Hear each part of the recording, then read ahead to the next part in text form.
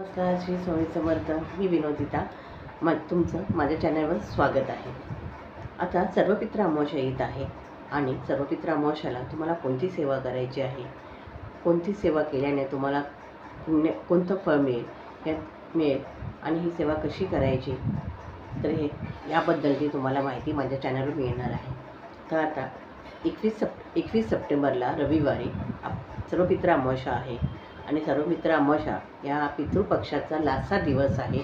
त्या दिवशी सर्वपित्र अमावस्या येते. सर्वपित्र अमावस्याला काय करायचं, तर बघा, तुम्ही हे पितृपक्षामध्ये जे काही सेवा केली नसेल किंवा तुम्ही वाढीही दाखवली नसेल, आपल्या पितरांना विसरला असेल धावपळीमध्ये, कामाच्या याच्यामध्ये, तर तो दिवस सर्वपित्र अमावस्या दिवस तुम्ही वाढी दाखवाल किंवा काही दान कराल. त्या दिवशी जे काही तुमचे चुकले माकलेले पित्र आहेत त्यांना तुम्ही दाखवले नाही किंवा दाखवले असेल तरी, तर सगळे पित्र त्या दिवशी एकत्र येऊन तृप्त होतात. तुम्ही जी काही सेवा कराल तर हा दिवस तुम्ही न विसरता चुकवू नका. या दिवशी भले तुम्ही घरात असो, घराच्या बाहेर असो, तरी तुम्ही ती सेवा करू शकता. तर बाहेर असाल, घरात असाल तर चांगलीच गोष्ट आहे. घरात आपल्या घरात जे काही अन्न शिजवता त्या अन्नाची तुम्ही त्या पितरांसाठी वाढी दाखवा. तुमचे पितरांची, पूर्वजांची नावं तुम्हाला माहिती असेल त्यांची नावं घ्या, आणि नाही माहिती असेल तरी तुम्ही जे काही पित्र आहेत त्यांचे आम्हाला त्यांचे नावं माहिती नाहीत, त्याच पितरांसाठीही आम्ही ही वाढी दाखवत आहे. ते पित्रही त्याच्या अन्नदानामध्ये अन्न खाऊन ग्रहण करून तृप्त व्हावं असं तुम्ही पितृदेवतांना विनंती करू शकता. त्याचबरोबर तुम्ही कोणतेही दान करू शकता. कुठल्या गरजू व्यक्तींना अन्नदान करू, जसं की डाळ आहे, पाव किलो तांदूळ, तेल, मीठ, या गोष्टी तुम्ही दान करू शकता. कपडे दान करू शकता.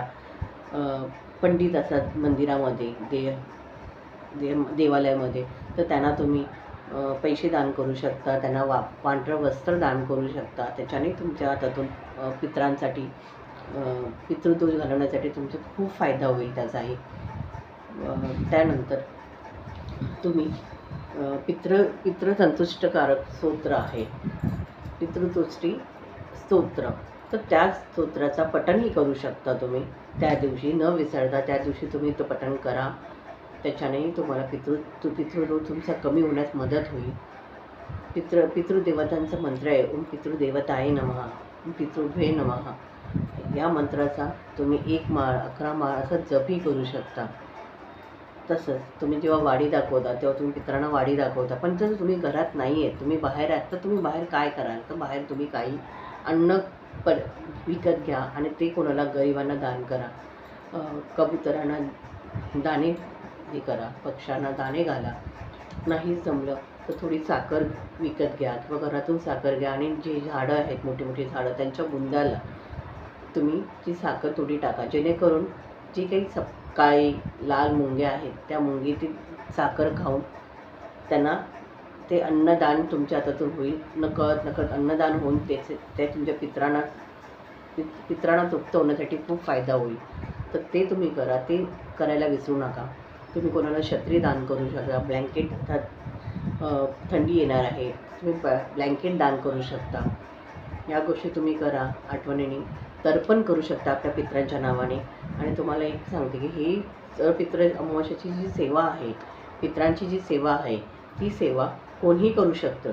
पुरुष स्त्री दोन्ही करू शकतो. जर तुम्हाला माहिती आहे, पुरुषांना जेवढा पितृदोष असतो ना, त्याच्या डबल स्त्रीला पितृदोष असतो. कारण तिला माहेरचाही पितृदोष लागलेला असतं आणि सासरचाही पितृदोष लागतं. कारण ती दुसऱ्याच्या घरात येते, त्या घरात आल्यामुळे त्या घराचाही पितृदोष तिला लागतं आणि ती ज्या घरातून येते त्या घराचाही पितृदोष तिला लागतो.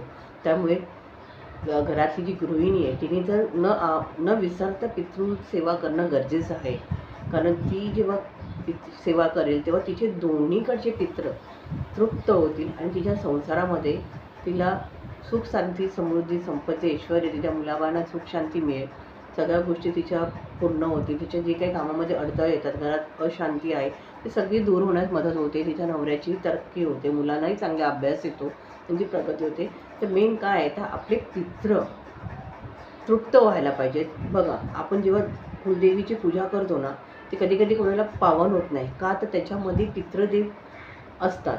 जोपर्यंत तुमचे पितृ तृप्त होते तोपर्यंत तुम्ही कुठलीही पूजा करा, कुठलीही सेवा करा, तुमच्या कुलदेवीपर्यंत पोहोचत नाही. त्यामुळे पहिले तुम्ही तुमच्या पितरांना तुम्हाला तृप्त करायचं आहे. म्हणून न विसरता तुम्ही सर्व पितृ अमावस्येला तुम्हाला करायचंच आहे.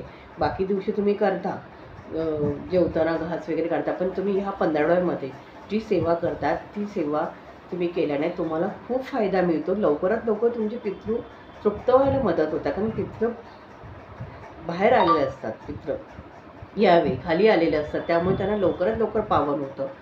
सगळ्यात मेन गोष्ट म्हणजे तुम्ही जेव्हा सकाळी उठता तेव्हा अंघोळ करता आणि जेव्हा दरवाजे उघडता तेव्हा दरवाजे उघडायच्या दिवशी, सर्व पितृ अमावस्येच्या दिवशी दरवाजे उघडताना तुम्ही हातामध्ये लोट्यामध्ये पाणी घेऊन तो पाणी, ते जल तुम्ही दरवाजाच्या बाहेर, उंबरठ्याच्या बाहेर तुम्हाला शिंपडायचे आहे.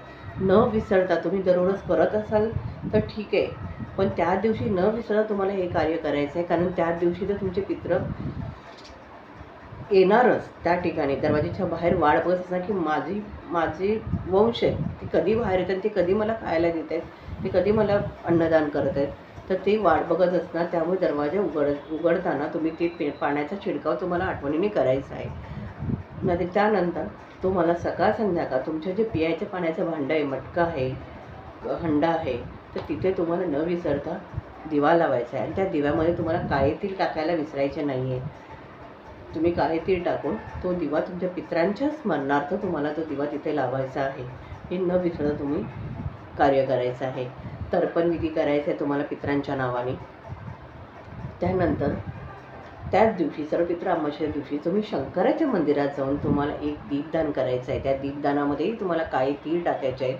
तिळाचं तेल असेल तर सगळ्यात उत्तम, नाही तर तुम्ही राईचं तेल वापरू शकता किंवा घीही वापरू शकता. त्या दिवशी तुम्हाला शंकराच्या नावाने, तुम्हाला पितरांच्या नावाने शंकराच्या मंदिराजवळ, पिंडीजवळ तुम्हाला दीपदान करायचं आहे. ते न विसरता तुम्हाला दीपदान करायचं आहे. शंकराच्या पिंडीवर एक लोटा पाणी तुम्हाला तुमच्या घरातून घेऊन तो तिथे पितरांच्या नावाने जल अर्पण करायचं आहे. या गोष्टी न विसरता तुम्ही या सर्व पितृ अमावस्येच्या दिवशी करा. बघा, तुमचे पितृकुश असेल तर तुमच्या जीवनात कुठल्याही अडथळे निर्माण होणार नाही. तुमचं काम सुरळीत चालणार, तुमच्या मुलांना चांगलं आरोग्य प्राप्त होणार. तर ह्या गोष्टी न विसरता तुम्ही या सर्व पितृ अमावस्येच्या दिवशी करा. हे तुमच्या चरणी, ही तुम्हाला माझी विनंती आहे. आणि तुमच्याकडे ही सेवा खूप पूर्ण व्हावी, तुम्ही ही सेवा करावी आणि तुमचे पितृ तृप्त व्हावेत, यासाठी मी स्वामींच्यांनी प्रार्थना करत आहे. तुम्हाला तुमचे पितृ संतुष्ट होऊन त्यांचा तुम्हाला आशीर्वाद मिळावा, ही स्वामींच्यांनी प्रार्थना आहे. तुम्हाला जर माझी ही व्हिडिओ आवडली असेल तर माझ्या व्हिडिओला लाईक करा, शेअर करा, कमेंट्स करा आणि हाईप करायला विसरू नका. धन्यवाद.